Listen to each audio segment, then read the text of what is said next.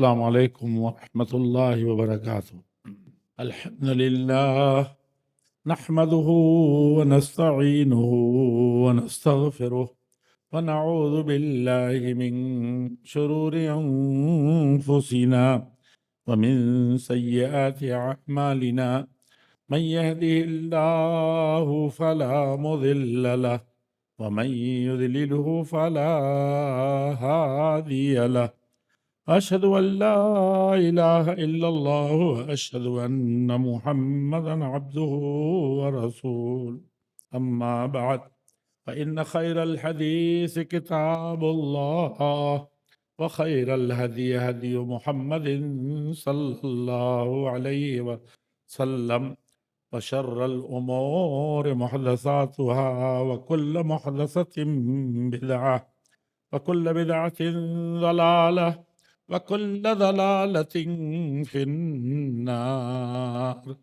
أعوذ بالله من الشيطان الرجيم بسم الله الرحمن الرحيم يا أيها الذين آمنوا اتقوا الله حق تقاته ولا تموتن إلا وأنتم مسلمون يا أيها الناس اتقوا ربكم الذي خلقكم من نفس واحدة وخلق منها زوجها وبث منهما رجالا كثيرا ونساء واتقوا الله الذي تساءلون به والأرحام إن الله كان عليكم رقيبا يا أيها الذين آمنوا اتقوا الله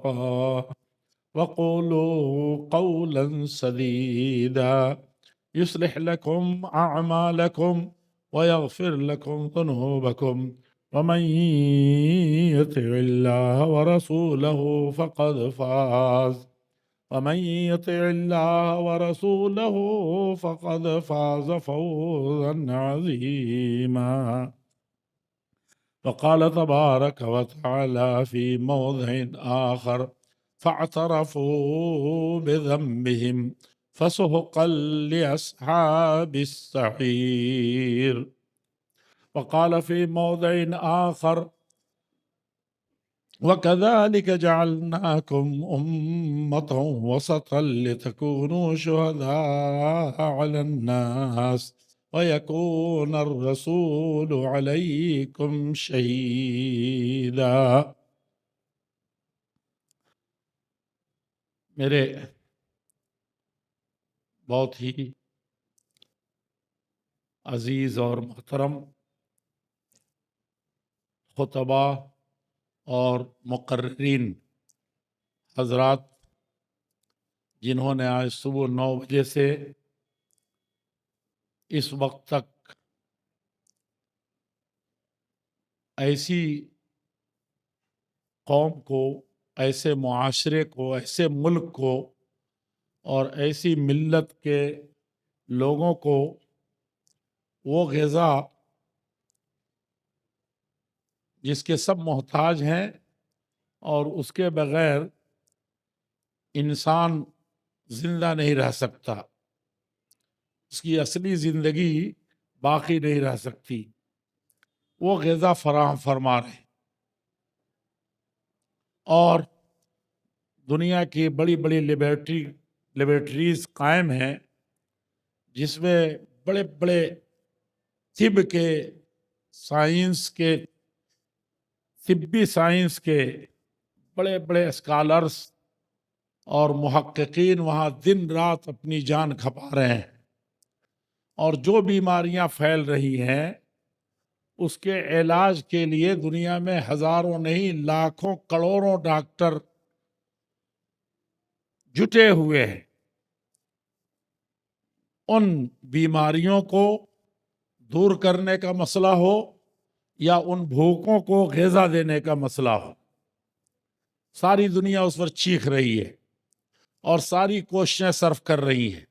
اب تو بہت سارے گھرانوں کا ایک بجٹ، بڑا سا بجٹ ہے جو اس کو ہر چیز سے غافل کر رکھا ہے، وہ ہے دوا کا۔ جس گھر میں مرض داخل ہو گیا اور خصوصاً خطرناک امراض داخل ہو گئے، کینسر کے، ایڈز کے، نعوذ باللہ، ہارٹ اٹیک، یہ سب بیماریاں بڑی بہت ہی زیادہ مہنگی ہیں۔ غریب کی کمر ٹوٹ جاتی ہے اور مالدار کی سانس بند ہو جاتی ہے۔ بڑے بڑے مالداروں کی حالت خراب ہو جا رہی ہے بیماریوں کی وجہ سے، اور ان کو دوا دینا، غذا دینا، وہ یہ عالمی مسئلہ بنا ہوا ہے، ہر گھر کا مسئلہ بنا ہوا ہے۔ یہ بیماری جو آپ دیکھ رہے ہیں بظاہر جسمانی بیماری ہے، جسمانی غذا ہے۔ جسم کو وٹامن چاہیے، جسم کو، پیٹ کو کھانا چاہیے، پانی چاہیے، یہ اصل نہیں ہے۔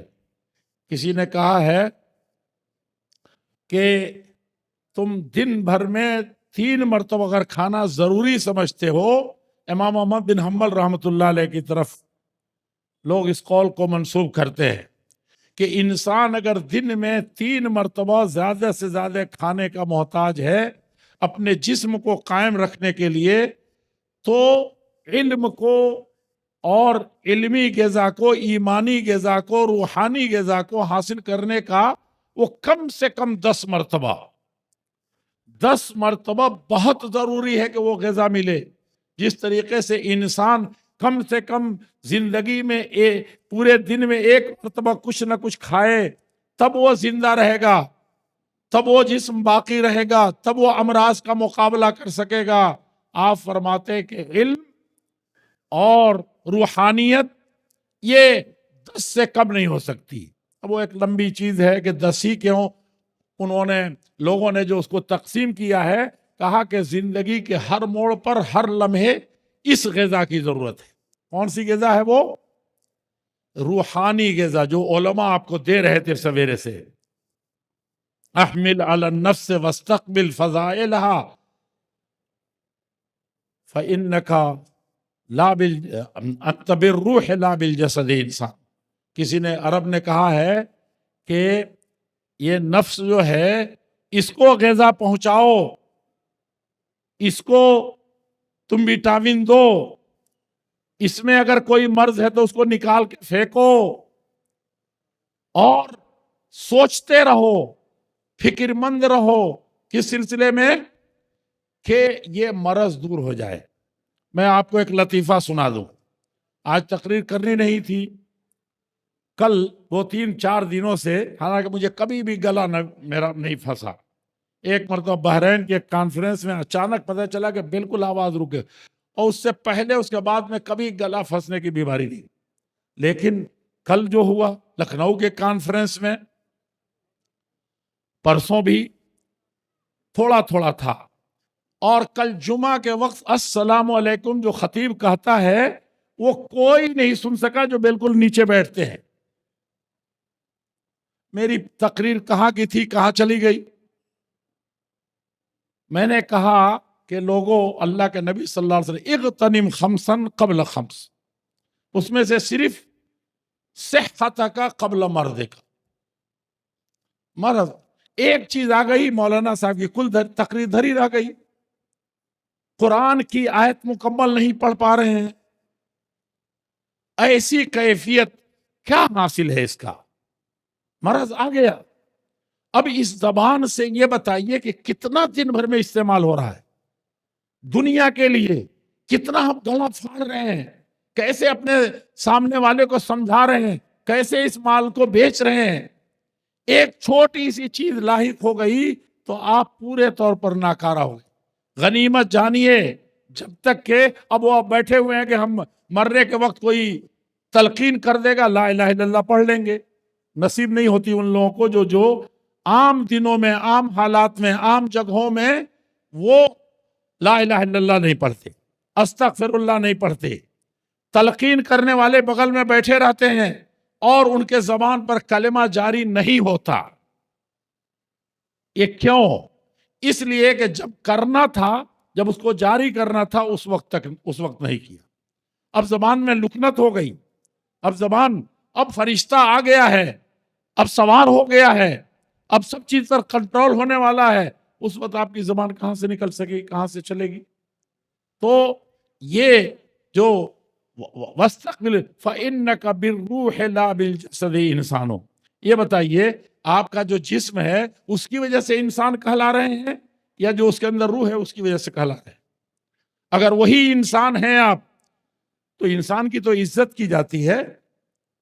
انسان باپ آ رہے ہیں تو آپ کھڑے ہو گئے، لے کر کے ان کو بیٹھا رہے ہیں، پاؤں دبا رہے ہیں، سر دبا رہے ہیں، ابا سے اچھی باتیں کر رہے ہیں. لیکن وہی ابا جنہوں نے آپ کے لیے 2 محل کا گھر بنا دیا، آپ 1 گھنٹہ برداشت نہیں کرتے، کہاں پہنچاتے ہیں ان کو؟ یہ جو ہم لوگ جس کو کہہ رہے ہیں نا اس وقت قبر میں، ترجمہ ہونا بہت ضروری ہوتا ہے کسی چیز کا. اگر مولانا صاحب آپ کو بتائیں کہ ابا کو میں گڈھے میں ڈالنے جا رہا ہوں، تدفین، کہا کہ گڈھے میں لے جا کے مٹی میں ان کو توپنے لے جا رہا ہوں، ڈھکنے، کیسا گزرے گا؟ قبر کہہ دیا. ایک مشہور چیز چلی آ رہی ہے، کوئی بھی اس کی فکر نہیں ہے. یہ حیدرآباد کے سارے کوٹھی اور جدھر سے گزر رہے کر کے یہ جگہ بھی کہا کہ نوابوں کا تھا، کہہ رہے ہیں. یہ سب کچھ نظر آ رہا ہے، یہاں کے مارکیٹ نظر آ رہے ہیں، لیکن وہ نظر نہیں آ رہا ہے قبر کہہ رہے ہیں، اس کا کبھی بھی اس کا خیال نہیں آتا. یہ بتائیے کہ انت بالروح، روح نہیں ہے، بالروح لا بالجسد انسانوں، آپ جسم کی وجہ سے انسان نہیں ہے، وہ مردہ ہے. اگر اس کو دکھانا نہیں ہوتا تو اللہ تعالیٰ بلا جسم کے صرف روح رکھتا، اور قبر میں روح رہتی ہے. سمجھا آپ نے؟ آپ قبریں کھود کے دیکھیے، اب تو قبر کی جگہ ہی نہیں مل رہی ہے. کہاں مل رہی ہے جگہ؟ ایک ہی قبر کو 2 سال آتے ہڈی ادھر چھانٹ کر کے پھر قبر قبر پہ قبر کھودتے چلے جا رہے ہیں. یہ سب ہو رہا ہے، اس کے باوجود بھی اپنے جسم کی کوئی حیثیت نہیں معلوم. کیا آپ قبر کا، حشر کا، قبر کے عذاب کا انکار کر دیں گے؟ اگر انکار کر دیتے ہیں تو آج خواب دیکھ کر کے دیکھیے کہ کتنا بغل میں بیوی سوئی ہوئی ہے پیاری سی، بچے سوئے ہیں، باڈی گارڈ سویا ہوا ہے، پھر آپ گھبراتے کیوں ہیں؟ آپ کو کیوں نہیں سمجھ میں آتی ہے قبر کا مسئلہ؟ کیوں نہیں سمجھ میں آتا؟ تو یہ جسم جو ہے کچھ نہیں ہے، اس کو غذا پہنچانے کے لیے یہی اصلاح معاشرہ تھا یا برائیوں کے روک تھام کا مسئلہ تھا، جس کی وجہ سے ہماری اس شہری جمعیت اہل حدیث نے اس کانفرنس کو منعقد کیا ہے کہ ان کو روحانی غذا پہنچاؤ. وہ کسی نے صحیح کہا ہے کہ اتنا زیادہ تم برائیوں کو نہ بیان کرو، اس قدر برا نہ کرو، اتنی برائی نہ بیان کرو کہ وہ برائی ہی برائی لوگوں کے ذہن میں رہے. اللہ کے نبی صلی اللہ علیہ وسلم کے آپ نے سنا ہوگا کہ یہودی کعب ابن اشرف تھا، مدینے کے یہودی بڑے لمبا لمبی نظم کہتے تھے، قصیدہ بڑی. آپ اتنے سب بڑے مولانا بیٹھے ہیں، کوئی وہ قصیدہ نہیں دکھا سکتا جو اللہ کے نبی صلی اللہ علیہ وسلم کے بیویوں کے سلسلے میں گندی باتیں کہی گئی. کوئی نہیں دکھا سکتا کہ اللہ کے نبی صلی اللہ علیہ وسلم کی نبوت پر کس طرح کے ڈانکے ڈالے گئے، کتنی گندے الفاظ استعمال کیے گئے، اللہ کے اسلام کے بارے میں کتنی گندی باتیں قصیدے میں کہی گئی. ایک بھی پوری نظم نہیں دکھائیں گے آپ. لیکن حسان ابن ثابت نے جو جواب دیا، جواب دینے میں بھی اس گناہ کا کہیں ذکر نہیں کیا. بہت اچھی بات کہہ رہے تھے، سمجھا آپ نے؟ برائیوں کا ذکر بھی، ان الذین یحبون ان تشیع الفاحشہ، وہ اگر برائی کرنا کسی مسلم عورت کے ساتھ، کسی غیر مسلم عورت کے ساتھ، کسی یہودی عورت کے ساتھ، اگر آپ برائی کا ذکر کرتے کہ یہ ایسی ہے، گویا کہ آپ نے ایک پردہ ہٹا دیا اپنے بیوی کے سامنے سے کہ دنیا میں ایسا بھی ہو سکتا ہے. اس لیے جو گندے مسائل ہیں، گندے جو اس وقت سوسائٹی میں برائیاں آ رہی ہیں، اس کو ویسے کھول کے نہیں بیان کیا جا سکتا. لوگ کہتے ہیں نقل کفر نباشت، کہا کہ نقل کرنے میں دوسرے کی بات ہے، اس سے کفر کا کلمہ تھا، میں نے اپنی طرف سے بتانے کے لیے کہا ہے. یہ اپنی جگہ ایک مسلم ہے، جہاں ناگزیر ہو جائے کہ برائیوں کا ذکر ہو اور وہ بھی پردے میں ہو، اور اس کے لیے بھی آداب ہیں، اس کے لیے بھی طریقہ ہے، وہ چیز ان برائیوں کو ختم کرنے کے لیے اچھائیوں کی جتنا زیادہ دیکھیں آپ، جس طریقے سے آپ غور کریں، تو یہ کانفرنس جو علماء نے تقریریں کی ہیں بہت ساری، اور صبح سے ہماری شہری جمعیت نے قائم کیا، علماء اتنے سے آئے، صوبائی جمعیت اس کی سرپرستی کر رہی ہے۔ ابھی آپ نے سنا کہ کتنے لوگوں نے پہلی مرتبہ شاید آپ اہل حدیث یہاں پروگرام کر رہے ہیں، اس کا حاصل کیا ہے یہ بتائیے۔ صدارتی خطبے میں اب مقررین کے خطابوں پر تو تبصرہ ہوگا نہیں، جس کو سننا تھا اس نے سن لیا، لیکن ہم لے کے کیا جا رہے ہیں، پایا کیا ہم نے؟ ان فی ذلک لذکریٰ لمن کان لہ قلب او القی السمع وہو شہید۔ دیکھیے اللہ تعالیٰ فرماتے ہیں کہ ایک ایک تقریر اتنی بڑی نصیحت تھی، قرآن کا ڈھیر لگا دیا، حدیث کا ڈھیر لگا دیا، اور مسلسل ائمہ سلف کی چیزیں بیان کر رہے ہیں، تو اس میں نصیحت کتنی پکڑی، کس نے پکڑی؟ اصل کل خلاصہ یہی ہے پورے جلسے کا، پور صدارتی خطاب یہی ہے کہ آپ نے، اللہ تعالیٰ فرماتے ہیں کہ ذکر، نصیحت، کام کی چیز اس میں کس کے لیے ہے؟ من کان لہ قلب، جس کے پاس دل ہے، اسی سے یہ برائیاں بھاگیں گی، وہی اٹھ کھڑا ہوگا ان برائیوں کو ختم کرنے کے لیے۔ اور جس کے پاس دل ہوگا، جس کے پاس دل ہوگا، وہ اچھائیوں کو سنا ہوگا، آج سے وہ کرے گا۔ اور کوئی اچھائی نہیں ہے جو اتنی تقریروں میں نہ آئی، اور کوئی ایسی برائی نہیں ہے جو بیان نہیں۔ ایک جلسے میں ایسے ہو گیا، اللہ کے نبی صلی اللہ علیہ وسلم نے پوری زندگی بیان کی، آپ اس مدرسے کا کوئی جواب نہیں دے سکتے، کبھی اس کا نعمل بدل نہیں ہو سکتا۔ شرط یہ ہے کہ ہم زندہ ہیں، زندہ سن رہے ہیں۔ انک لا تسمع الموتى لا تسمع الموتى، آپ مردوں کو محمد الرسول اللہ صلی اللہ علیہ وسلم نہیں سنا سکتے، مردہ ہیں۔ اور اللہ تعالیٰ فرماتے لمن کان لہ قلب، یہ بتائیے ایک سیکنڈ کے لیے رک جاتا ہے خون کی گردش رک جاتی ہے تو آدمی زندہ رہتا ہے، ہارٹ اٹیک ہوتا ہے کہ نہیں ہوتا ہے؟ اور جس کو اللہ تعالیٰ کہیں کہ دل ہی نہیں ہے اس کا، بیٹھا ہوا اتنے بڑے پرسنالٹی لے کر کے، دل ہی نہیں، لمن کان لہ قلب، اس جلسے کا، اس میں اتنے سارا خرچ کرنے کا، 3 چارٹر ٹکٹ کہاں سے کینسل کر کے لوگوں کے آنے کا کیا حاصل ہے؟ ہم تو مردوں کے سامنے کھڑے ہیں، اتنے سارے لوگ، کیا اس مردے پر کیا اثر ہوا؟ لمن کان لہ قلب، اللہ تعالیٰ دل ہی کا انکار کر رہے ہیں کہ دل نہیں ہے، جب تم جانتے ہو کہ دل کا ایک ذرہ، ایک خون کے دوران جو لاکھوں کلومیٹر منٹوں میں دوڑتا ہے، وہ اس میں سے 1 سیکنڈ رکتا ہے تو ہارٹ اٹیک، چلے گئے، دل ختم، آدمی ختم۔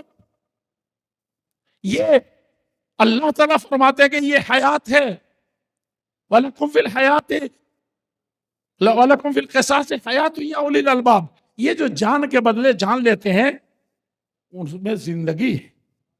اللہ تعالیٰ فرماتے ہیں جو مار رہے ہو، آتنکواد کتنا پھیل رہا ہے اس وقت، آپ دیکھ رہے ہیں دلی میں، ہم لوگ کتنے لوگ پریشان ہیں دلی میں اس وقت، اور آپ نے اخبار میں دیکھا ایسی مسلم عورتیں، اگر یہ مسلمان کا کام ہے جس کا کوئی آگے پیچھے نہیں ہے، یتیم ہے، اس کا باپ ہی جو کچھ تھا، دوسرے کا کیس ایسے ہی آیا، تیسرے کے یہ کہ شادی کے لیے کچھ نہیں، یہی باپ قرض لا کر کے ہوتا تو شادی ہوتی، یہی حال ہندو کا ہے، ہندو کر رہا ہے، کس مسلمان کے خلاف کر رہا ہے؟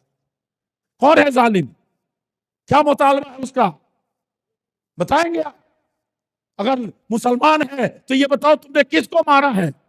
اور یہ عرش ہل جاتا ہے، من قتل نفسا بغیر نفس او فساد فی الارض، اس سے بڑا بھی کوئی فساد ہے، اس سے بڑی بھی کوئی برائی ہے، اس سے بھی بڑی کوئی چیز اللہ تعالیٰ نے بتایا ہی نہیں ہے۔ من قتل نفسا بغیر نفس، ایک آدمی کو قتل کر دو تو تم نے ساری دنیا کو قتل کر دیا، اور جان پر کھیل کے ایک کو بچا لیا تو ساری انسانیت کو بچا لیا۔ نفسن میں کہیں مسلمان لکھا ہے کیا؟ نفسن مسلمان لکھا ہے؟ قرآن بدلو گے؟ کہاں سے تم نے یہ سیکھا ہے؟ یہ بٹوارے تم نے کس بنیاد پر کیے ہیں؟ یہاں تو ایک کتے کو پانی پلانے کی وجہ سے، اس کی جان بچانے کی وجہ سے جنت کی سرٹیفکیٹ مل رہا ہے، کتا بھی ہندو مسلم ہے۔ کیا ہو گیا ہے؟ کہاں جا رہے ہو؟ کون سا دین سیکھا ہے؟ سوچو، سمجھو، اس کو پڑھو۔ تقریر کرنے کی چیز نہیں ہے، بہت زیادہ سوچنے کی ضرورت ہے۔ اور یہ بلی سے کیا پڑی ہے؟ اس کو باندھ دینے کی وجہ سے تڑپ کے مر گئی، جہنم میں جا رہی ہے۔ نیک عورت جا رہی ہے۔ یہ بتاؤ، یہ کون سی برائی ہے، کون سی اچھائی ہے، اور کس بنیاد پر کون انجام دے رہا ہے؟ یہاں تو وَلَقَدْ كَرَّمْنَا بَنِي آدم ہوا کہ نہیں؟ آدم کو میں نے عزت دی ہے، تم کہو کہ نہیں، غیبت کر کے اس کی حیثیت کو ہم کم کر دیں گے۔ تم کہتے ہو حسد کر کے اس کو سیف لگا دیں گے، تم کہتے ہو کہ اس کو کرسی سے اتار دیں گے، اور تم کہتے ہو اس کی شادی، اس کی بیٹی کی بے عزتی کر کے، اس پر الزام لگا کر کے، اور جس سے بڑی بدترین چیز زمین میں نہیں ہے، کیا کرتے ہو؟ بتاؤ۔ اللہ تعالیٰ کرمنا بنی آدم، ہم نے جو آدمی ہو گیا، جتنا بھی جس دھرم کا ماننے والا ہو، جس مذہب کا ماننے والا ہو، چاہے وہ جتنا بدترین ہو، خود وہ انسان بہت بدترین ہے، لیکن تم نے اس کے اندر وہ عیب بھی پایا جاتا ہے۔ تمہاری زبان تو کھل گئی نا، زبان کی حفاظت پر تقریر ہو رہی ہے۔ کہا کہ جرمھا صغیرٌ و جرمھا کبیر، کہا کہ چھوٹی سی چیز ہے، تھوڑا سا ہلی ہے یہ، اور جرم کتنا بڑا ہو گیا؟ انسانیت کا قاتل سے کبھی کبھی یہ بدترین ہوتا ہے۔ ان دماءکم واعراضکم واموالکم حرام علیکم کا حرمت، اللہ کے نبی نے فرمایا تم میں سے کسی کا بھی کسی بھی طرح کا مال تمہارے لیے جائز ہی نہیں، حرام ہے۔ عزت کسی کی بھی ہو دنیا میں، اور دوسروں کی عزت بتانے اور سمجھانے کے لیے تو مسلمان دنیا میں فائق ہوا۔ اب یہ کہتے ہیں اللہ کے نبی صلی اللہ علیہ وسلم کو کہ آپ نے جب مکے میں رہنا مسلمانوں کا دو بھر ہو گیا۔ سنیے گا ذرا، اس وقت بہت سے ہیجانی کیفیتیں پیدا کی جا رہی ہیں۔ آپ اپنے فجر کے وقت آنکھ جس وقت کھلتی ہے، اس وقت سے آپ نہ اسلام کو جانتے ہیں نہ ایمان کو جانتے ہیں۔ فجر تو پتہ نہیں کہاں ہے، آپ کا اٹھنا کیسا، بیٹھنا کیسا۔ آپ کہتے ہیں کہ اسلام خطرے میں ہے، آنکھ کھلی اور اسی سے اسلام کی مخالفت شروع ہو گئی۔ یہ بھی نہیں خیال رہا کہ کس کروٹ سوئے تھے، اور یہ بھی نہیں خیال کر کے کیسے اٹھنا ہے۔ کون اسلام کو مٹا لگا رہا ہے؟ مسلمان کی زندگی تنگ کون کر رہا ہے؟ مدینے میں، مکے میں اس سے زیادہ بری حالت ضرور ہو گئی تھی۔ اللہ کے نبی نے کہا کہ جاؤ، بحر حمر کو پار کرو اور حبشہ جاؤ۔ اس وقت یہ ہمارے علماء جو بیٹھے ہیں، بیٹھے بیٹھے سب کچھ ہو جائے گا، جمعیت بنا دی، کہتے ہیں ان کو تو خبر ہی نہیں ہے ملک میں کیا ہو رہا ہے، شہر میں کیا ہو رہا ہے، دنیا میں کیا ہو رہا ہے، دیگر تنظیمیں کیا کر رہی ہیں، سیاست میں کیا ہو رہا ہے، کہاں سے آئیں گے؟ آپ بتائیے، اتنی بڑی بھیڑ ہے، اتنا بڑا شہر ہے کوئی وکیل جو اس کے لیے جاگ رہا ہو، جمعیت کا وہ صحیح معنی میں نمائندہ بنا ہو؟ ہے کوئی میڈیا والا صرف دیکھ لے گا کہ اتنا بڑا پنڈال ہے اور اتنے بڑے انتظامات ہیں، اس کو کچھ نظر نہیں آئے گا تو یہ 2 کرسیاں جو ابھی خالی ہیں اس کو وہ دکھائے گا، جلسہ ناکام ہو گیا۔ ہمارا یہ کردار ہے، لوگوں ہے کہاں ہم؟ سوچئے، تبصرے جا کر کے کریں گے، اور ایک دوسری مصیبت اپنے سر مول لیں گے۔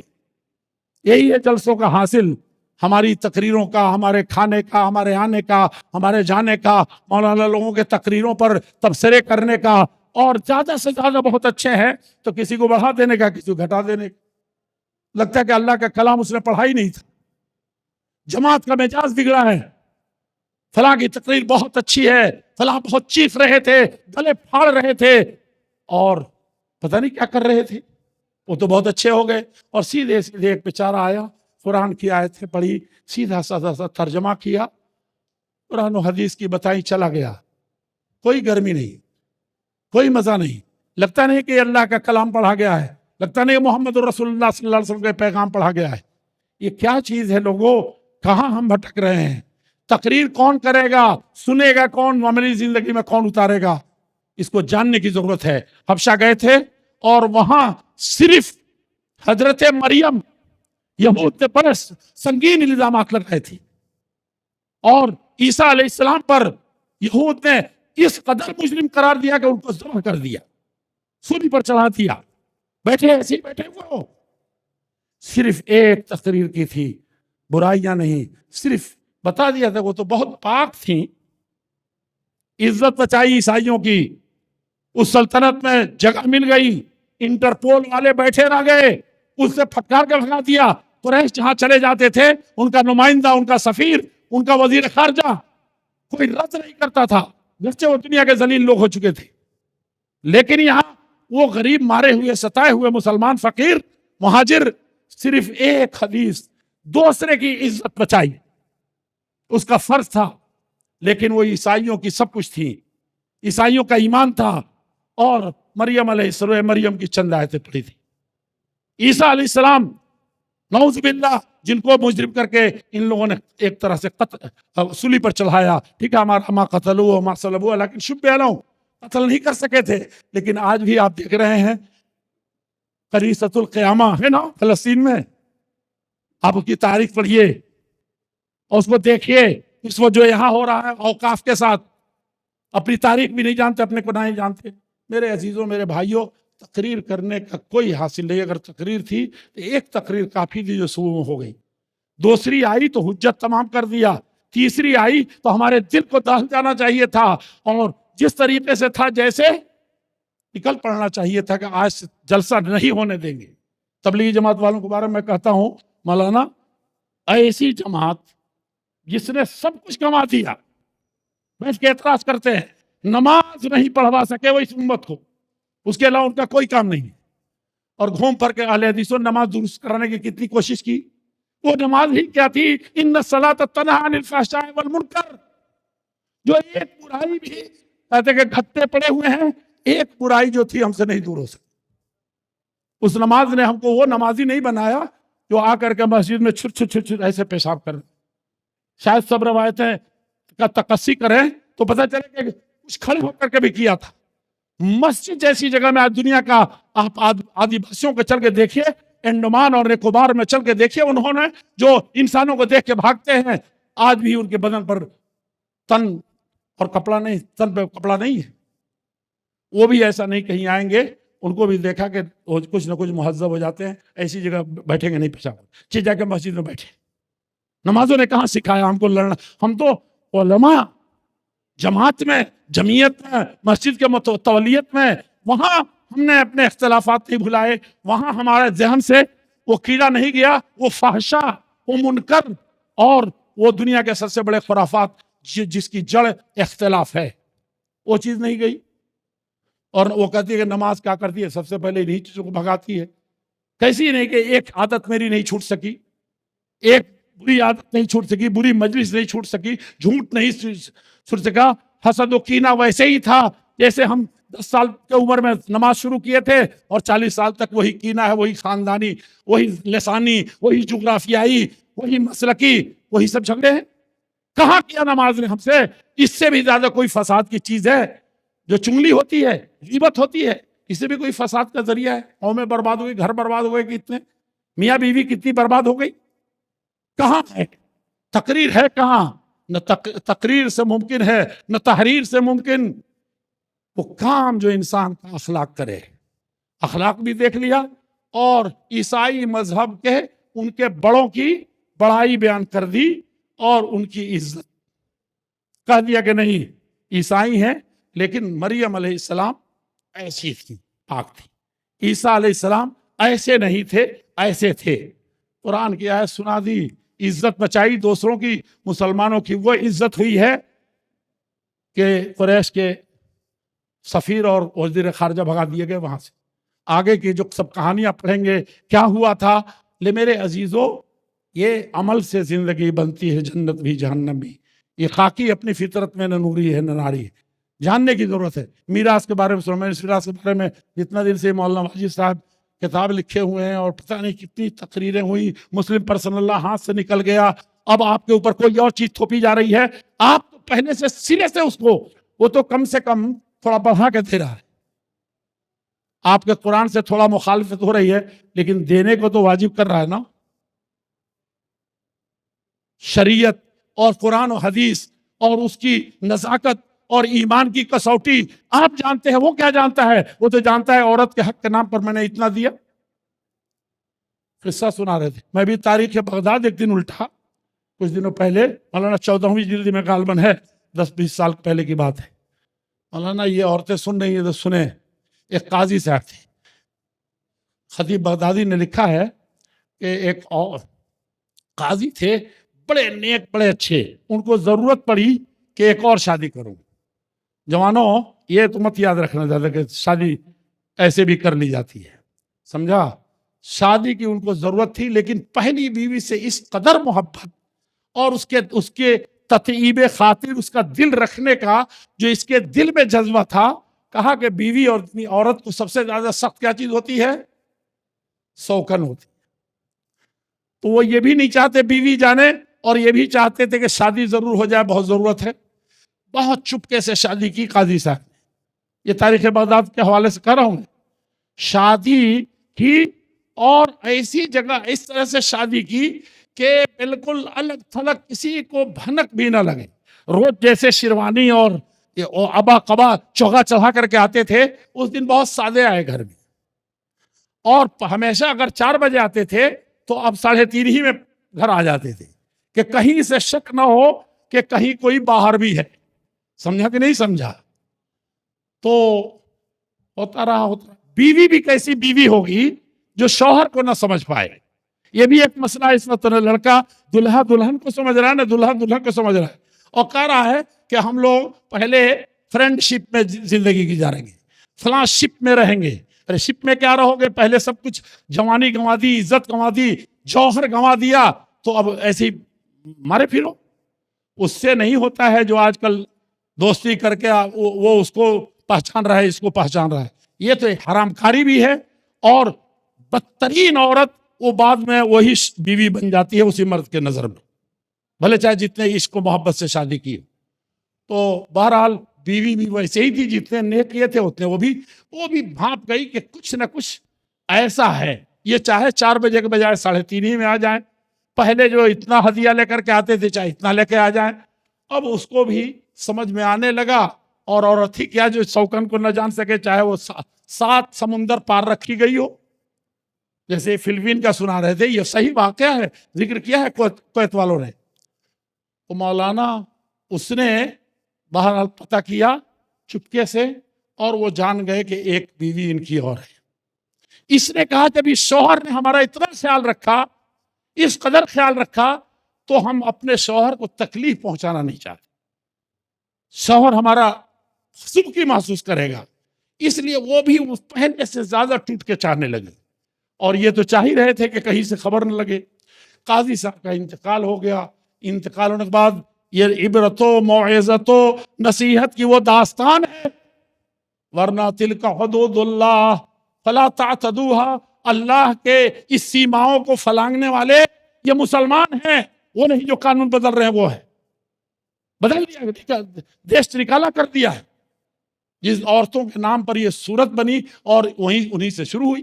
میرے عزیزوں، اس عورت کو جب قاضی صاحب انتقال کر، قاضی صاحب جس لوگوں کو تو جانتے ہیں، یہ پلاٹ ہے، یہ ہے، وہ ہے، بہت دولت، بڑے قاضی صاحب کی دولت کا مکان بھی، دکان بھی، کھیتیاں بھی، باغات بھی۔ اب جب پتہ چلا قاضی صاحب کے ملنے کے بعد، پہلی والی بیوی اٹھتی ہے اور بڑی سنجیدگی سے اس نے ایمانداری سے فہرست بنائی، گھروں کی فہرست بنائی، کھیتوں کی فہرست بنائی، باغات کی فہرست بنائی، محلات کی، ہر چیز کی، زیورات کی، نقدی کی فہرست بنانے کے بعد ایسا اس نے یہ کیا ایمانداری سے، اپنے وزیروں کو لے، اپنے خادموں اور کلرکوں کو لے کر کے، کہ بھائی تم لوگ ایسا کرو کہ کسی کو بھی دیا جائے اعتراض نہ ہو، کسی سے اس کو خلش نہ ہو کہ یہ ایسے ہو جاتی، کچھ ایسے ذرا تقسیم کر دو۔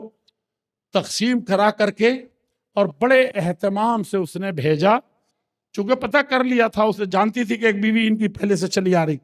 وہاں پہنچا ہے، جب لے کر کے پہنچا تو کہا کہ آپ کو پتہ ہے آپ کے شوہر نامدار انتقال کر گئے، اور جو ورثہ چھوڑا ہے یہ وراثت ہے، 2 بیویاں تھیں، دو بیویوں کے بیچ میں یہ سمن 8واں حصہ بیویوں کا یہ ہوتا ہے، جس میں سے آدھا آپ کا ہے۔ آپ کی سوکن نے یہ بھیجا ہے آپ کے لیے، کہا کہ ہمارے لیے حرام ہے کہ ایک دانہ بھی، خود جس گھر میں رہتے ہوں اس میں مجھے یہ بھی نہیں دیکھنا ہے کہ قاضی صاحب کے گھر میں رہتی ہے وہاں، یا یہ کہ اپنے باپ کے گھر میں رہتی ہے، خود اس کے اپنے بزنس کا ہے، اس کا کوئی ذکر نہیں کیا۔ کہاں ہے اہل حدیثوں، کہاں ہے مسلمان؟ بیٹھے رویا کریں۔ اللہ تعالیٰ یہ جب ناقدری کرتے ہیں، لئن شکرتم لازیدنکم، اللہ کے اس پیغام کو، رحمت کے پیغام کو تم اگر شکریہ ادا کرو گے، صحیح صحیح دل خوشدلی سے دو گے، آپس میں بھائی بٹوارا کرو گے، بہنوں اور پھوپھیوں اور خالاؤں کا حصہ ادا کرو گے، تو لازیدنکم، اللہ تبارک تعالیٰ تمہارے قانون کی حفاظت کریں گے، تمہارے پرسنل کی حفاظت کریں گے، اور تمہارے جو حصہ تم بکھرا لگائے ہو، ابھی حصہ بکھرا یہ نہیں ہوگا، یہ تم کو اور زیادہ اللہ تعالیٰ اس کو بڑھا کرے گا۔ وَلَئِن كَفَرْتُمْ إِنَّ عَذَابِي لَشَدِيدٌ، اور اگر اس کو لوگے تو یہ قانون بھی ایمان والا چھٹ جائے گا تم سے، تم ذلیل بھی کیے جاؤ گے، اور آخرت کے عذاب کے لیے بیٹھے رہو گے، انتظار کرو اس کا۔ تو اس بیوی کو جب یہ فہرست ملی تو اس نے اس کے پشت پر یہ لکھ کر کے واپس کر دیا کہ ہماری بہن کو شاید خبر نہ ہو، قاضی صاحب سے ہمارے 5-6 مہینے، نہ میں اس وقت ان کی زوجیت میں ہوں، اور طلاق ہوئے بھی ہم دونوں کی ایک مدت ہو گئی، اب یہ عدت میں بھی نہیں ہوں کہ اس میں میرا کچھ بنتا ہے، یہ میری بہن کا حصہ ہے، یہ سب انہی کا بنتا ہے، بیوی ایک ہی ہے اس وقت۔ یہ اب لوگ کہتے ہیں کہ سوکن کی لڑائی، سوکن کی کیا چیز لڑائی ہے؟ وہ لڑائی بچوں میں جاتی ہے، پتہ نہیں کہاں تک پہنچ جاتی ہے۔ میرے عزیزوں، اس وقت ضرورت ہے، یہ برائیاں کہاں سے رہی ہے؟ وہ ایک مفکر تھے، وہ کہتے تھے کہ اتنے زور سے اگر تم دیکھ رہے ہو کہ ادھر سے سیلاب آ رہا ہے، سیلاب کے تم جتنا بڑا بھی سد سکندری کھڑا کرو گے، سیلاب توڑ کر کے نہیں تو پھلانگ کر کے تم کو بہا لے جائے۔ تو برائیوں کا جو یہ سیلاب آیا ہے، وہ باندھنے سے نہیں ہوگا، تقریروں سے نہیں ہوگا، آپ ایک دو لوگ کھڑے ہو جائیں گے اس سے نہیں ہوگا، اس سے بڑا انقلاب لانا پڑے گا اچھائیوں کا۔ اور اس کا آسان طریقہ یہ ہے کہ یہ بتائیے، اس کو ذرا نوٹ کیجئے گا، دعائیں اتنی ہیں، عبادات اتنے ہیں، معاملات اتنے ہیں، اب عبادت کر رہے ہیں تو عبادت میں اب اتنی اچھائیاں ہیں کہ عبادت سے فرصت ملنے کو ہے، عبادت سے کبھی فرصت نہیں۔ کان یذکر اللہ فی شانہ کلہ، بیوی گواہی دیتی ہے جو گھر کی بھیدی ہے، باہر کے سارے لوگ گواہی دیتے ہیں، اور میدان جنگ میں دشمن آ کر کے یلغار کرنا چاہتا ہے، اور محمد الرسول اللہ صلی اللہ علیہ وسلم گڑ گڑا رہے، رو رہے، لشکر جرار ادھر سے ابو جہل اکڑتا ہوا چل رہا ہے، اور اس کے عتبہ اور شیبہ ادھر سے پوری پہلوانی دکھاتے ہوئے، تلواروں کو نچاتے ہوئے اور گھوڑوں کو سر پر دوڑاتے ہوئے، اللہ کے نبی بیٹھے ہوئے ہیں۔ تیاری کرنی چاہیے، اٹھ کھڑا ہونا چاہیے، لوگوں کو ادھر دیکھنا چاہیے کہ کھڑے ہو جاؤ، 2 منٹوں میں تمہارا کام تمام ہو جائے گا، کرتے ہی، لیکن بیٹھے ہوئے رو رہے ہیں۔ کہاں ہے امت؟ رو رہے ہیں اور روئے چلے جا رہے ہیں، دشمن چلا آ رہا ہے۔ ابو بکر کہتے ہیں حتیٰ کہ جو چادر رہتی تھی، یہ نیچے بنیان، اس کے بعد کرتا، اس کے بعد شیروانی نہیں، ایک چادر نیچے تھی، ایک چادر اوپر، وہ چادر پورے کندھے سے گر کے نیچے چلی گئی۔ ابو بکر آ کے کہتے ہیں کفا کا مناشد رب، یہ راتوں کے اندھیرے میں وہ نبی دعا کرتے تھے جن سے افضل، جن سے بڑا، اور حسن یوسف دم عیسیٰ ید بیضا داری، آنچ خوباں ہمہ دارند تو تنہا داری، ساری مخلوقات کی ساری خوبیوں کو لے کر کے اللہ تعالیٰ نے انبیاء میں رکھ دیا تھا، اور ان انبیاء کی بھی ساری خوبیوں کو لے کر کے جامع کمالات محمد رسول اللہ صلی اللہ علیہ وسلم بنا دیا۔ اس نبی کا حال یہ ہے، تو آپ جب عبادت کریں گے تو عبادت سے آپ کو فرصت نہیں، برائی کہاں سے ہوگی؟ ان عبادتوں کے بعد کوئی وقت نہیں ہے۔ اذکر اللہ ذکرًا کثیرا، کثرت سے اللہ کو یاد کرو۔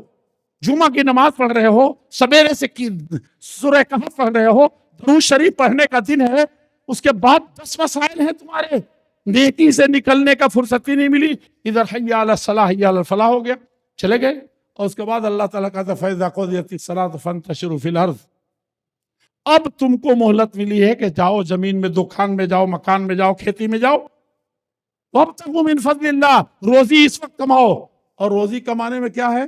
جمعہ کے خطبے میں تو نہیں ہوا کہ بہت ذکر کیجئے، فَاذْكُرُوا اللَّهَ كَثِيرًا. اب تم مارکیٹ میں نکلے ہو تو اللہ کو اور زیادہ یاد کرنا ہے.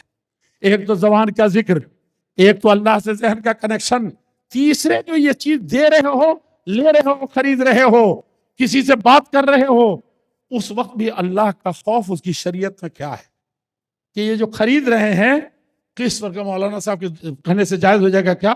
1,00,000 فتویٰ یہ سب لوگ متفق ہو کر کے دیں گے کہ سود کا یہ کاروبار، قسط کا یہ کاروبار، انشورنس کا یہ کاروبار. ان کی فتویٰ دینے سے اللہ کا فتویٰ بدل جائے گا، دین بدل جائے گا. آپ وہاں پر تعامل کریں اللہ سے ڈر کر کے کہ کیا ہے اللہ کا دین. فَأَذَنُوا بِحَرْبٍ مِّنَ اللَّهِ وَرَسُولِهِ. یہ سود جس نے قوموں کو ملیمیٹ کر دیا ہے، کیا چیز ہے یہ؟ کہاں سے ہے؟ میرے لوگوں، آپ کے بھٹنے سے، آپ کے چھپانے سے، آپ کے رہنے سے. کہتے ہیں کہ کمیونسٹ نظام جب آیا تو سب سے پہلے دنیا میں سب سے بڑا انقلابی قدم اٹھایا تھا. کیا مال تقسیم ہوگا، کوئی غریب نہیں رہ جائے گا. تو سب سے پہلے پولینڈ کے لوگ کھڑے ہوئے تھے، پولینڈ والے، اور سب سے پہلے لڑے وہ، سب سے زیادہ الجھے وہ، سب سے زیادہ مالدار اور غریبوں کی لڑائی وہاں ہوئی. اور چند سالوں میں سب سے پہلے دنیا میں طلاق کس نے دیا؟ کمیونزم کو، اشتراکیت کو، اسی پولینڈ والوں نے. دنیا میں کمیونسٹیت کو سب سے پہلے قبول کیا ہو نہ کیا ہو، لیکن سب سے پہلے اس کو طلاق دینے والے تھے. الجھا لے رہے اپنے آپ کو، کہاں جا رہے ہیں؟ تو آپ عبادات اتنے ہیں، اس کا سیلاب لے آئیے، ان دعاؤں کا سیلاب لے آئیے. دیکھیے برائی کے لیے کوئی وقت نہیں بچ جاتا ہے. آپ کے پاس نیک مجلسوں کے اتنے محتاج ہیں آپ کہ آج تک اللہ کے قرآن کو 60 پارے کو صحیح معنی میں بہت سے مسلمان پڑھ نہیں سکے، پڑھا تو اس کو سمجھ نہیں سکے، ترجمہ نہیں جان سکے. یہ کب فرصت ہے بھائی برائی کرنے کی؟ سیلاب لے آؤ. معاملات میں مارکیٹ میں نکلے تو ایک ایک قدم پر اللہ رب العزت والجلال کا قانون ہے تجارت کے سے. نماز میں جتنے مسئلے نہیں ہیں اس سے زیادہ تجارت کے مسائل ہیں. نماز میں جتنے منہیات، صرف لا صلاۃ ولا کلام. حدیث سنا دیا کہ کلام دنیا کی بات نہیں کرنی ہے، اور اس میں نماز میں کہا کہ اس میں کلام نہیں، کام کوئی بات نہیں کرنی ہے. لیکن یہاں تو بیع و شرع میں آپ کو چہرے سے مسکرانا ہے. سمجھا آپ نے؟ الترازی کا تبادل، کہا کہ رضامندی ہو دونوں میں. اب پلاٹ پر جھگڑا لگا دیا، اب خریدوا دیا، بیچوا دیا، قیامت تک وہ صحیح نہیں ہوگا چاہے آپ نے 5 کروڑ کی جگہ پر 25 کروڑ دلوایا. رضامندی شرط ہے. پھر بیع باطل، پھر بیع فاسد، پھر نجش، پھر فلاں. یعنی لوگوں، اللہ کا قانون تم وہاں یاد تو کرو، دیکھو کیسے تم برائیوں سے بچتے ہو، تجارت کے بزنس کی برائیوں سے بچتے ہو. شادی بیاہ میں جو اللہ سے ڈرنے کا مسئلہ ہے، جو لڑکا لڑکی کے دیکھنے اور جاننے کا مسئلہ ہے، اور ان دونوں کو جس چیز میں، جس اسلام نے جس بنیادوں پر پروان چڑھایا اس کو ہے. اور میں کہتا ہوں کہ کسی تقریر کی ضرورت نہیں ہے، صرف آپ عقیدہ توحید کو لے لیں.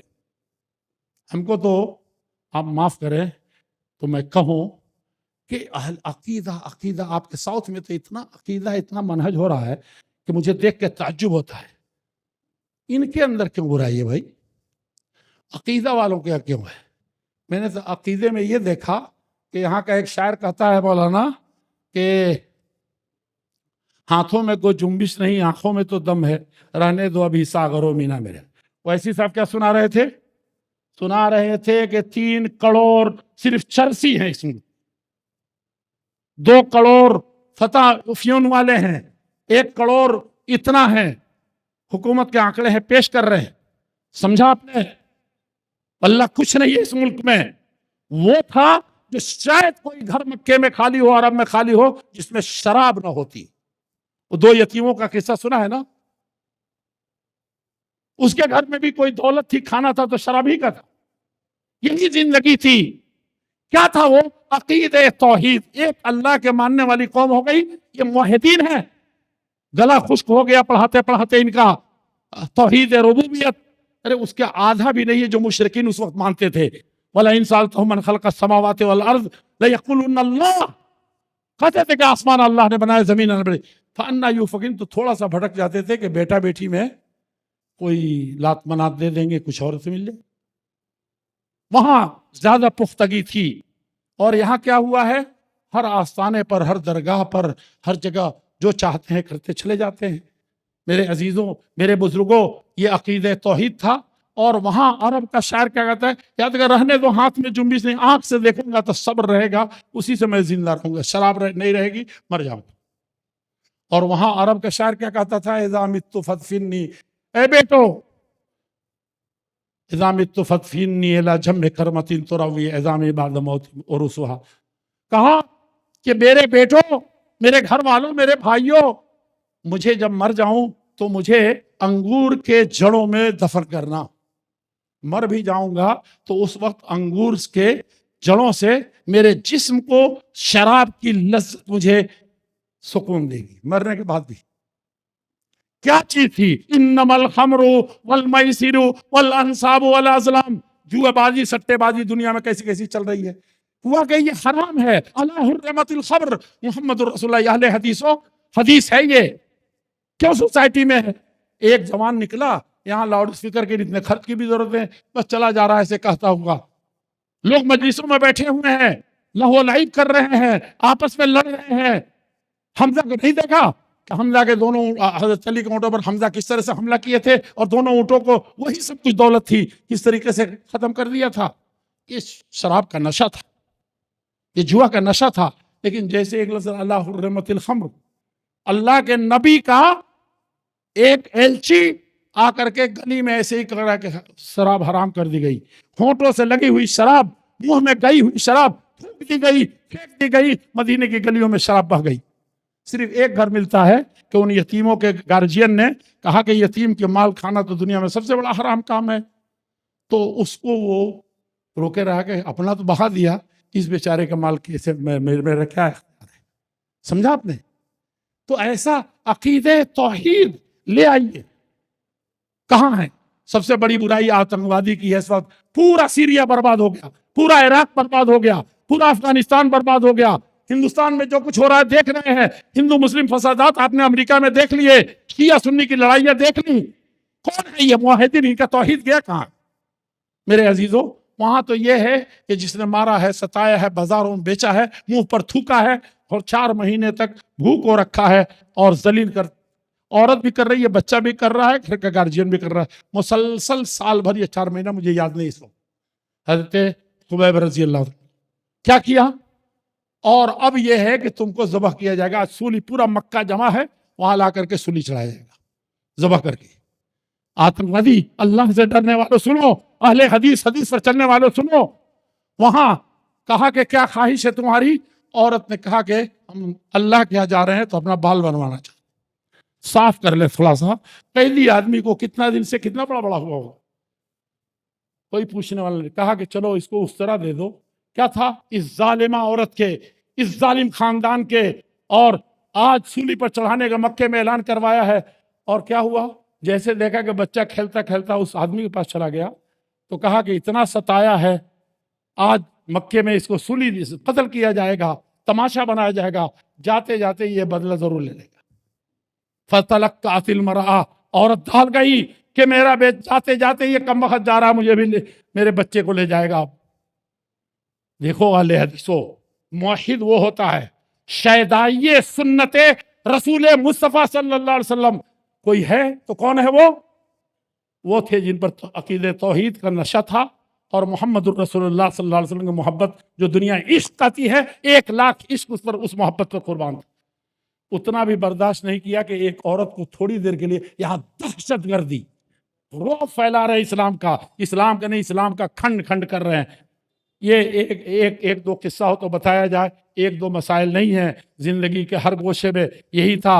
عورت کا مسئلہ تھا، یہ بے حیائی پر تقریریں کر رہے ہیں آپ، الیوم یبدو کلہ او جلہ وکل ما یبدو فلا وحلہ۔ تاریخ پڑھیے، ایک عورت کی 10 کہانیاں پڑھیے، کس طریقے سے وہ اپنی عزت کی حفاظت کرتی تھی، کس طرح سے ایک مرد ایک جوان حفاظت کرتا تھا۔ اور مکے کے مجون، مکے کی جو بازار رنگین تھے، اور 10 طرح کے مسائل تھے، یقین جانیے کہ اس سے بری سوسائٹی نہیں تھی۔ آج سے رونا بند کر دیجئے کہ برائیاں پھیل رہی ہیں۔ آپ برائیوں کے، یہی نہیں کہ برائی ہے ہی نہیں، یہاں سوسائٹی میں جو کچھ ہے اچھائی ہے۔ ہم توحید کی بنیاد پر اللہ جل شانہ کو جو دیکھ رہا ہے، دودھ پلانے کو بھی دودھ میں پانی ملانے کو بھی دیکھ رہا ہے. وہاں کوئی پولیس نہیں تھی, کوئی جلسہ نہیں ہوا تھا. عورت نے اس کو یہ کر لیا. اور وہ جوان جو اس عورت پر لڑکی پر فریفتہ ہے, اور جب وہ بھوکوں مرنے لگی چند ٹکوں کے, اس دن مجبور ہوئی کہ وہ اپنی عزت نیلام کر دے. میرے عزیزوں, کیا کیا تھا اس نے؟ جیسے اسے کہا توحید, کہا کہ اتق اللہ, اللہ سے کانپنے لگا, برائی سے, اس سوسائٹی سے دور ہو گیا, اس عورت کی تکریم کی اور اس کو اور زیادہ نوازا. میرے عزیزوں, یہ عقیدہ توحید مجھے تو لگتا ہے کہ پہلو میں کبھی ڈھونڈیے تو وہ ہے بھی کہ نہیں, وہ اتباع سنت کا جذبہ کہاں گیا, یہ بہت زیادہ جاننے کی ضرورت ہے. اور آخری چیز میں ایک لفظ کرنا چاہتا ہوں, فَاعْتَرَفُوا بِذَنبِهِمْ, اپنے گناہوں کا اعتراف کرنا پڑے گا. ہماری جماعت ایسی کیوں ہے؟ ہر آدمی اپنا حساب لے, اپنے گناہ کا اعتراف کرے,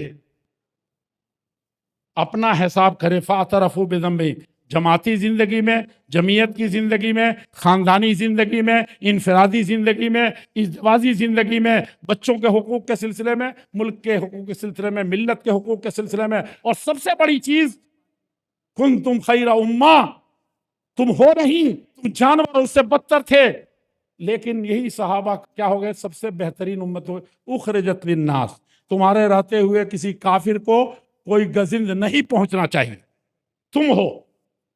اس بنیاد پر تم کو اکٹھا کیا گیا تھا. کوئی شرابی مسلم سوسائٹی میں نہیں. اب تو یہ آنکڑے آ رہے ہیں, اویسی صاحب نے اس کو بتایا نہیں کہ یہ خاص ٹارگٹ کون ہے؟ مسلم جوان ہیں. احصائیات بتا رہے ہیں کہ تعداد کے حساب سے, فیصد کے حساب سے اس برادری میں سب سے زیادہ بڑھ رہے. میں نے چند گاؤں کا سروے کیا تھا. شراب میں اور وہ کیا دارو ہے, اس کے پینے میں مسلم جوان, مسلم بوڑھے, مسلم وہ آگے جا رہے. سمجھا آپ نے؟ کہاں سے آئے گا؟ سوچئے. اس کو باندھنے سے نہیں بنے گا, اس کے لیے اتریے, اس کو کیجئے. فَاعْتَرَفُوا بِذَنبِهِمْ. جماعتی زندگی میں, ملکی زندگی میں کہیں سے اگر کوئی کمی آتی ہے تو ہم کو ایمانداری سے اپنے آپ سے حساب کرنا پڑے گا. اس جماعت میں کمزوری ہے, یہاں کی جمعیت میں کمزوری ہے, مرکز میں کمزوری ہے, ہمارے محلے کی مقامی جمعیت میں کمزوری ہے. اس کی وجہ کون ہے؟ کس کو ڈھونڈ رہے ہیں؟ اپنے گناہ کا اعتراف کیجئے کہ مال کی کتنی کمی ہے, محلے میں کتنے مال ہے, علم کی کتنی کمی ہے, محلے میں کتنا علم ہے, ہم کتنا اس میں پہنچا سکتے ہیں. ہر آدمی کرے 2 دن میں مسئلہ سارا تمام ہو جائے گا. اور اس سلسلے کی عمر رضی اللہ عنہ کی بات کر کے ختم کروں. وہ کہتے تھے, ایک مرتبہ بیٹھے تھے لوگ, ایسے ہی تھے آپ لوگ جیسے بھرے ہوئے, تمنوا ایھا الناس, اس کو نوٹ کر کے رکھیے. مولانا نے حدیث پڑھی تھی نا, کل المرء کالابل المئہ, 100 میں ایک آدمی نہیں ملتا, 100 اونٹ میں ایک اونٹ بھی نہیں جو سواری کرا سکے, الٹے گردن پکڑ کر کے کھا جائے. ایسے ہی آج کل لوگ ہیں, 100 آدمی میرے پاس ہیں, 100 میری گردن کب دبا دیں, قبل اس کے کہ ہماری یہ اونٹ ہم چڑھے وہ الٹے چڑھ جاتا, الٹے بجلا ہو رام والی بھینس کی طرح. سمجھا کہ نہیں سمجھا؟ نہیں سنا ہے کہ ایک نے کہا کہ یہی دعا کرتا تھا, کاش کہ ایک مرتبہ میں بھی اونٹ پر چڑھ لیتا, میں بھی اونٹ پر چڑھ لیتا. دعا کرتے کرتے کرتے چانس میں تھا, ایک دن جا رہا تھا تو دیکھا کہ اونٹ نے اونٹنی کے بچہ کو وہ جن دیا, اور وہ گڈھے میں بچہ لڑک گیا. اب یہ بیچارہ اٹھا اس کو, اور جب اس کو اٹھایا حالت خراب ہو گئی اوپر چڑھانے میں, تو کہتا الٹے بوجھلا ہو رام, یعنی رام الٹے بوجھ گئے آپ. ہم کہتے اونٹ پر چڑھنے کو, اونٹ ہمیں پر چڑھ گیا. ہاں, تو معاملہ ایسا نہیں ہے لوگوں, اس کو سوچنا پڑے گا, جاننا پڑے گا. تو اس کو انہی بنیادوں پر لینے کی ضرورت ہے. اللہ جل شانہ ہم کو آپ کو توفیق عطا فرمائے. اور عمر بن خطاب کی بات کہی ہے تو ایک لفظ میں کہی دوں. وہ کہتے تھے لوگوں کیا ہونا چاہیے جماعت میں, بتاؤ. بات ختم کر دیا. کیا ہونا چاہیے؟ کہا کہ تمنا, کہا کہ میری تو ایک ہی خواہش ہے, رات بھر یہی سوچتا ہوں, دن بھر یہی سوچتا ہوں کہ اللہ تعالیٰ مجھے بھی دیتے تو اس جلسے کا خرچ میں چلا دیتا. ایسے کہا تھا کیا انہوں نے کہا تھا کہ ان یکون ملء ھذا البیت ذھبا, یہ پورا پنڈال پورا بھر کر کے سونا ہوتا, میرے دل میں یہ رہتا ہے تو میں جماعت پہ سب خرچ کر دیتا. अन यकून ज़बरदस्तन, शादी होता, सब खर्च कर।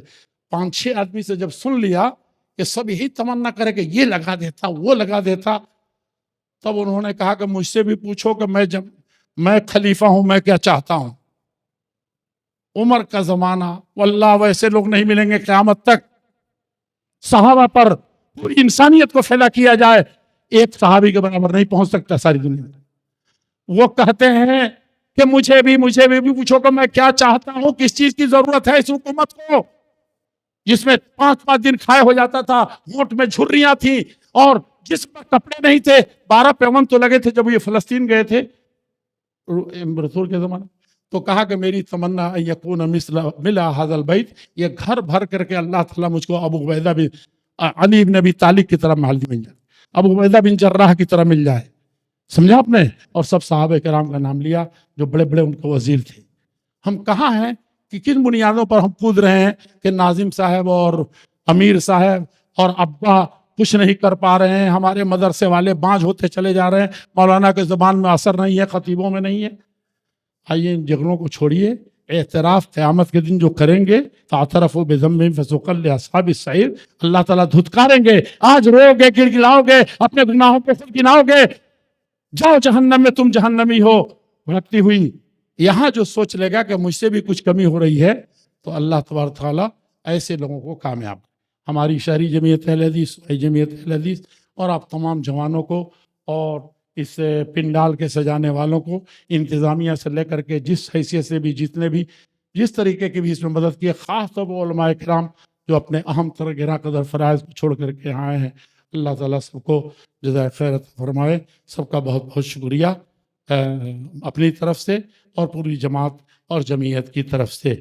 और आखिर में हम क्या शुक्रिया अदा करें आपका, आप लोगों का, उसका शुक्रिया अदा नहीं कर सकते, लेकिन जलसे वालों को अल्लाह ताला जो आए हैं वो भी और जो बुलाए हैं उनको भी, उनको अल्लाह ताला ज़रूर तौफीक दे। बल्कि फ़र्ज़ है कि वो शुक्रिया अदा करें आपका कि उनको अल्लाह ताला ने इतना बड़ा काम करने की तौफीक दी। मिन्नत मने कि खिदमत सुल्तान हमी कुनी, मिन्नत अज़ो शनास के बखिदमत बर्दाश्त। अस्सलाम वालेकुम व रहमतुल्लाहि व बरकातहू। इस वीडियो को आप अपने रिश्तेदार और दोस्त अहबाब के साथ जरूर शेयर करें और सब्सक्राइब करें और बेल आइकॉन को दबाना ना भूलें।